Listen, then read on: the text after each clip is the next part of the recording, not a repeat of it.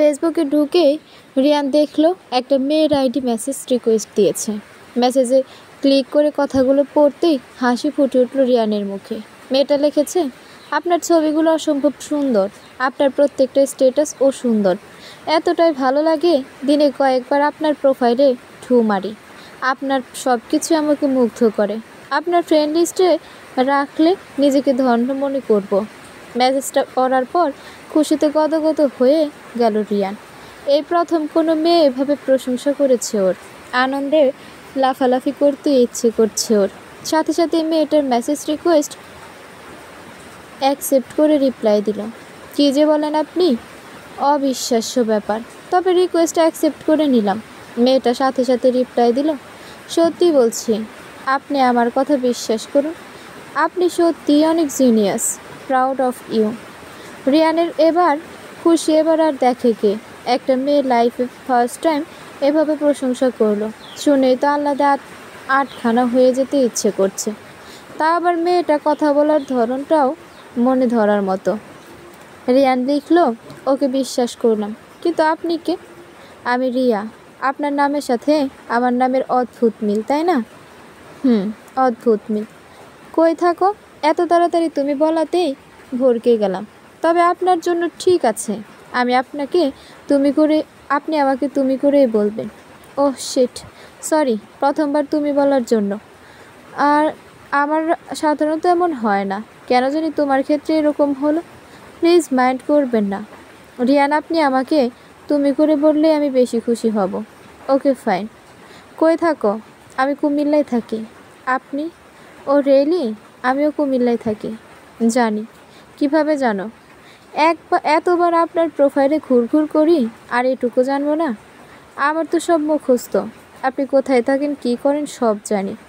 রিয়ান চমকালো, মুগ্ধ হওয়ার মতো ব্যাপার তো। কে এই মেয়ে? এত বড় ফ্যান কিভাবে হলো? মেয়েটা লিখলো, আপনার একটা ছবি দিবেন? ছবি তো আমার ওয়ালেই আছে অনেক, ওগুলো সব আমার ফোনের গ্যালারিতে সেভ করা। নতুন ছবি দিন। সে কি, আপনার ফোনে আমার ছবি কেন? কারণ আমি যে আপনার অনেক বড় ফ্যান, তাই। এবার ইমপ্রেসড হওয়ার চরম পর্যায়ে পৌঁছে গেছে রিয়ান। মনটা তিরিং বিরিং করে লাফাচ্ছে। খুশিতে গদগদ হয়ে মেসেজের রিপ্লাই দেওয়া শুরু করলো। এদিকে এত চিন্তা, এত দ্রুত রিয়ানকে জালে ফেলতে পেরে নীরার আনন্দ যেন আর ধরেই না। এভাবে আস্তে আস্তে ফাঁদে ফেলে অবস্থা খারাপ করতে হবে ওর। তারপর বুঝবে নীরা কী জিনিস, কত ধানে কত চাল, এবার টের পাওয়াবো। নীরা মোবাইলে মেসেজিং করাতে ব্যস্ত। স্বাক্ষর এসে পেছন দিক থেকে জড়িয়ে ধরে ওর কাঁধের উপর মাথা রেখে বলল, এত কি করা হচ্ছে ফোনে? গেম খেলি। ওসব খেলা বাদ দাও, এখন আমরা খেলবো, আসো। নীরা মুখ তুলে স্বাক্ষরের দিকে তাকিয়ে বলল, কি দুষ্টুমি কথাবার্তা এসব? দুষ্টুমি? আমার বউয়ের সাথে আমি 100 বার দুষ্টুমি করব। এখন খেলবা কিনা বলো তো? কি খেলবো? লুডো খেলবো। নীরা হেসে স্বাক্ষরকে মায়ের শুরু করে দিয়ে বলল, ফাজিল একটা, এই না বললা দুষ্টুমি? বাবা, দুষ্টুমির এত হচ্ছে ইচ্ছে? যাও তো এখন, আমাকে মোবাইলে গেম খেলতে দাও। দিব না। তোমাকে জ্বালানো আমার নৈতিক অধিকার। ঠিক মতো তো জ্বালাতেও পারবো না, খালি চাপা। স্বাক্ষর চোখ পাকিয়ে বলল, কি বললা? আমি জ্বালাতে পারি না? একদমই না। দাঁড়াও, দেখাচ্ছি মজা। স্বাক্ষর নীরাকে তুলে কোলে নিল। কোলে করে এনে বিছানার উপর ফেলে দিয়ে বলল, আমি জ্বালাতে পারি না, তাই না? মোটেও না। স্বাক্ষর নীরার উপর ঝাঁপিয়ে পড়ে ওর মুখের ওপর উঁচু হয়ে এসে বলল, আমার চোখে কি দেখো? কিছুই না। কিছুই দেখো না? নীরা হাসতে আরম্ভ করে দিল। স্বাক্ষর নীরার পেটের উপর হাত রেখে হাতটা আস্তে আস্তে উপরে তুলতে লাগলো আর চাপ দিচ্ছিল আলতো করে। নীরা হাসতে হাসতে বলল, এই কাতুকুতু লাগছে তো। স্বাক্ষর তবুও থামলো না। নীরা ওর হাতটা সরানোর চেষ্টা করে বলল, বাবু ছাড়ো না। কেন? আমি নাকি জ্বালাতে পারি না? খুব পারো, এখন থামো। স্বাক্ষর নিচু হয়ে এসে নীরাকে থামিয়ে দিল। নীরার ঠোঁট দুটো নিজের ঠোঁটের মাঝে আবদ্ধ করে ভালোবাসার নতুন বন্ধনে বাঁধল। একটা দিন কেটে গেল মাঝখানে। নীরা রিয়ানের সাথে ফ্যাক আইডি দিয়ে চ্যাটিং চালিয়ে গেল। রিয়ান নীরার ছবি দেখতে চাইলে একটা সুন্দরী মেয়ের ছবি পাঠিয়ে দিল নীরা। বেশ জমে উঠেছে কথাবার্তা। রিয়ানের কথার ধরন আর মেসেজের গুরুত্ব দেখেই বোঝা যায় ছেলেটা খুব দ্রুত প্রপোজ করবে ওকে। মজাই লাগছে নীরার। এদিকে নীরার বাবা মা চিন্তায় ডুবে আছেন। মেয়ের বাসায় আসবাবপত্র পাঠাতে হবে, কিন্তু কি পাঠাবেন সেটাই বুঝতে পারছেন না। নীরার সাথে আলোচনা করার জন্য ওনারা ফোন দিলেন মেয়েকে। নীরার মা জিজ্ঞেস করলেন, তোর কেমন আলমারি পছন্দ রে মা? নীরা অবাক হয়ে বলল, এটা আবার কেমন প্রশ্ন আম্মু? আমার কেমন আলমারি পছন্দ? পছন্দ বলতে কেমন চেয়ার পছন্দ, বেতের নাকি আরএফএলের? নীরা এবার বিব্রত হয়ে বলল, এগুলো কেমন প্রশ্ন বলবা? উদ্ভট কথাবার্তা তোমার। কি বলতে যাচ্ছ বলো তো দেখি। তুই কি কি আসবাবপত্র নিবি সেটা বল। মানে কি, আমি কি আসবাবপত্র নেব? মাত্র সংসার শুরু করলাম, আগে আমার জামাই আয় রোজগার করতে শিখুক, তারপর ওসব। তো শাশুড়ি যে বলল। নীরার দুই ভুঁড়ের মাঝে সূক্ষ্ম ভাঁজ পড়ল। অবাক হয়ে বলল, মানে কি বলছেন উনি? মা এবার খোলাখুলিভাবে কথাগুলো তুলে ধরল নীরার সামনে। সব শুনে নীরা যেন আকাশ থেকে পড়ল। শাশুড়ি মা এসব কী বলেছেন? যৌতুক চাইছেন উনি। এত ধন সম্পত্তি থাকার পরও ছেলের শ্বশুরবাড়ির কাছ থেকে এসব চাওয়াটা তো ছোট মনের বহিঃপ্রকাশ। কি বলবে বুঝতে না পেরে নীরা বলল, তোমার মাথা থেকে এই চিন্তা ঝেড়ে ফেলো মা। আমি কোনো যৌতুক দিব না, ব্যাস। যৌতুক তো চায়নি, আসবাবপত্র চেয়েছে। এটা কি যৌতুক না? তাদের ছেলেকে বউ করতে তাদের টাকা পয়সা খরচ হয়েছে, আর তোমার হয়নি। তোমার মেয়ে কি এমনি এমনি বড় হয়েছে? মা চুপ করে রইলেন। এগুলো ওনারও মনের কথা, কিন্তু সেদিন চুপ থাকা ছাড়া কিছুই করার ছিল না। নীরা বলল, আমি আমার শ্বশুরবাড়িতে কিছুই আনবো না। তুমি ভুলেও আর এই চিন্তা ভাবনা মাথায় এনো না। দেখ মা, অশান্তি বাড়াস না। ওনারা তোকে মেনে নিয়েছে, এটাই সুক্রিয়া কর। যা চেয়েছে দিতে অসুবিধা তো নেই। তুমি চুপ থাকো আম্মু, আমি এই দিকটা দেখছি। যৌতুক দেওয়া নেওয়া কোনোটাই সাপোর্ট করি না আমি। আরেকবার ভেবে দেখলে হয় না? জিনিসগুলো দিলে ওনারা খুশি হবেন তোর উপর। নীরা রেগে বললেন, তার মানে পুত্রবধূর সন্তুষ্টি ওনারা আসবাবপত্র দিয়ে মেটাবেন? এ কেমন নিয়ম?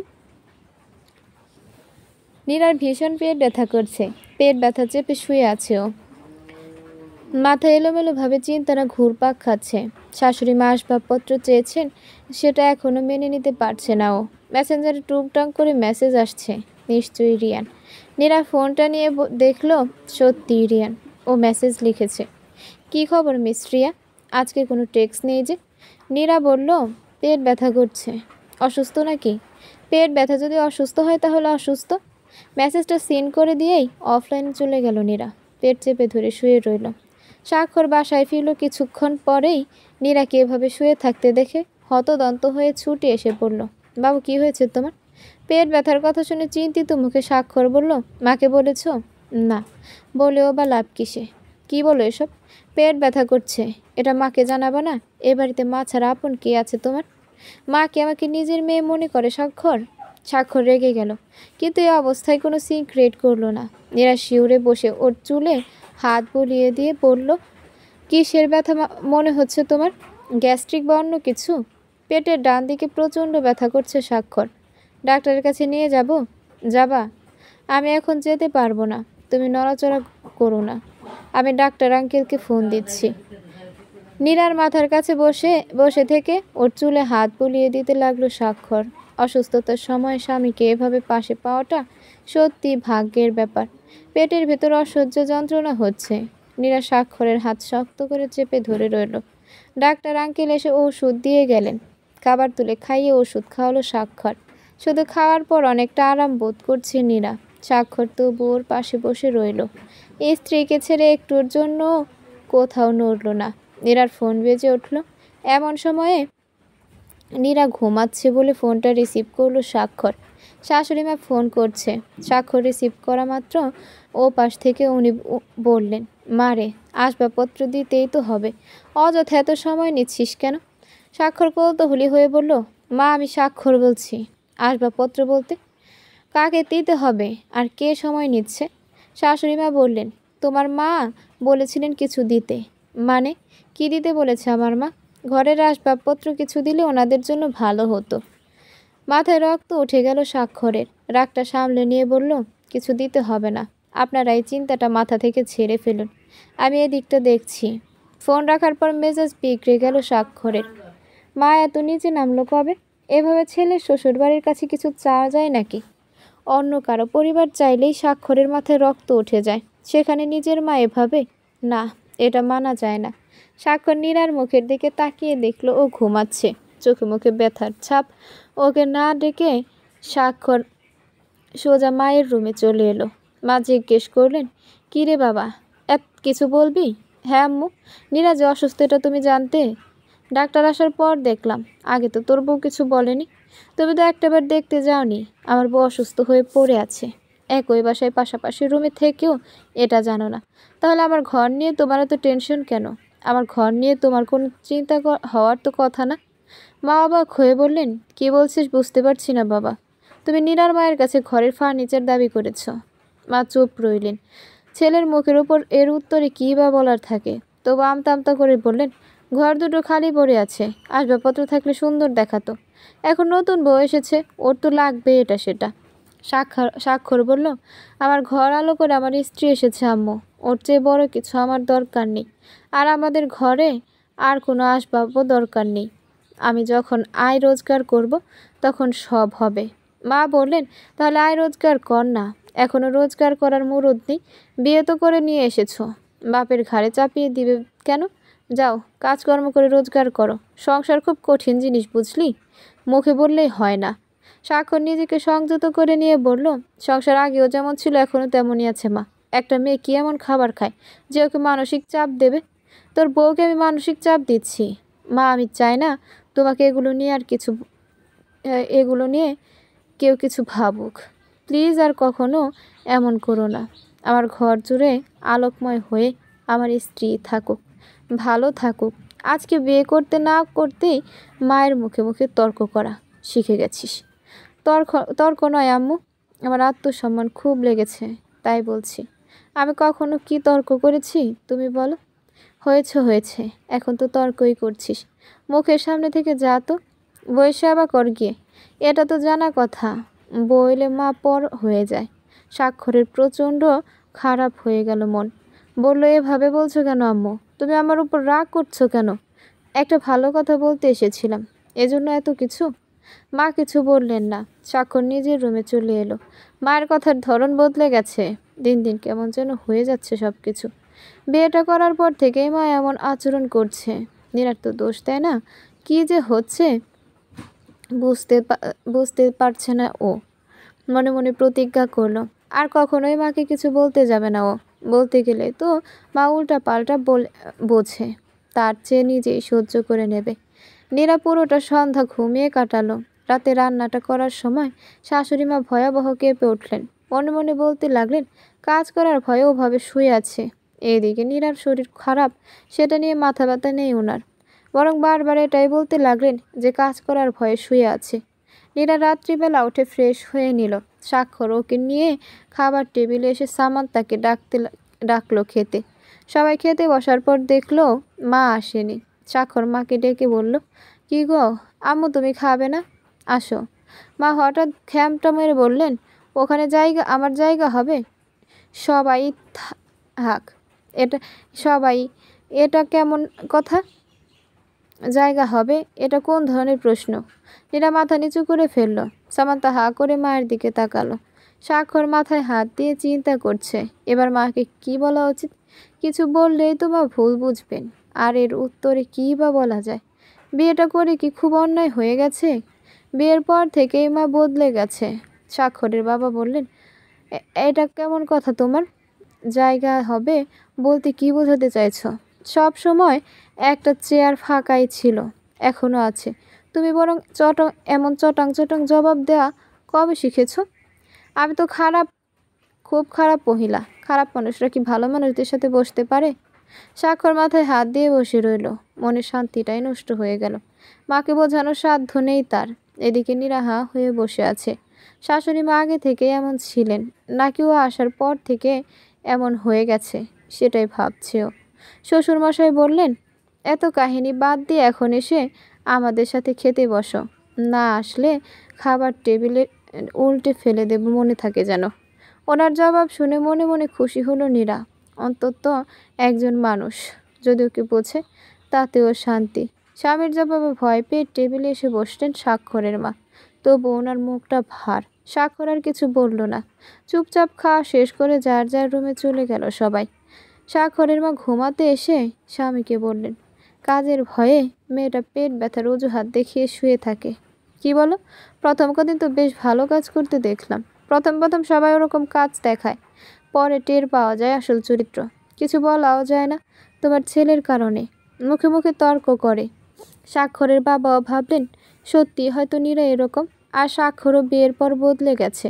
এসব ভেবে ওনার মনটা খারাপ হয়ে গেল। এদিকে স্বাক্ষর নীরাকে বুকে চেপে ধরে বলল, এখনো পেট ব্যথা করছে?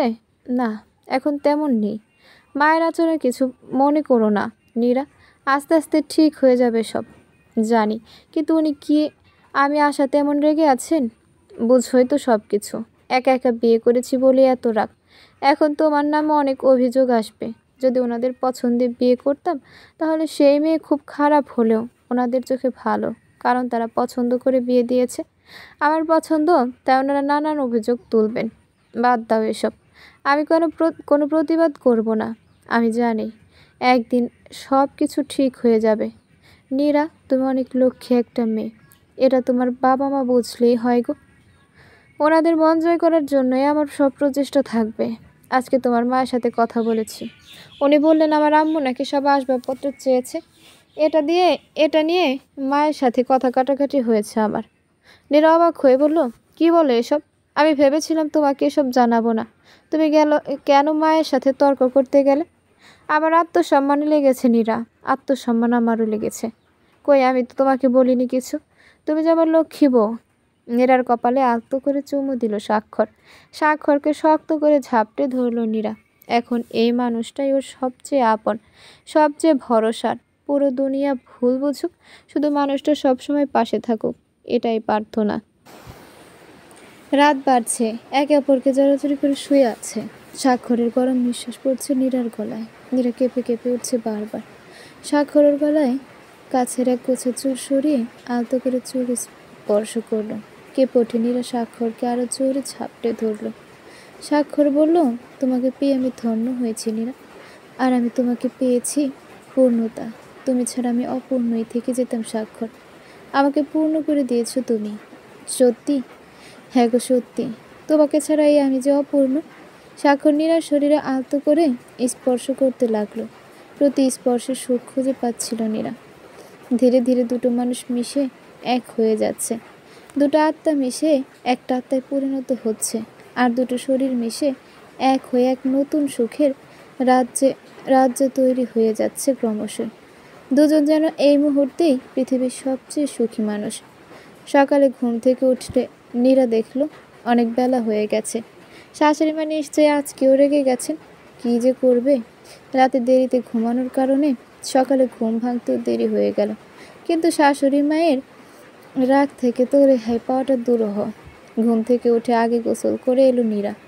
এসে দেখলো সকাল 9:30 বাজে। আজকে তো মায়ের কথা শুনতেই হবে। ঘর থেকে বের হয়ে দেখলো শাশুড়ি মা টেবিলে খাবার সাজাচ্ছেন।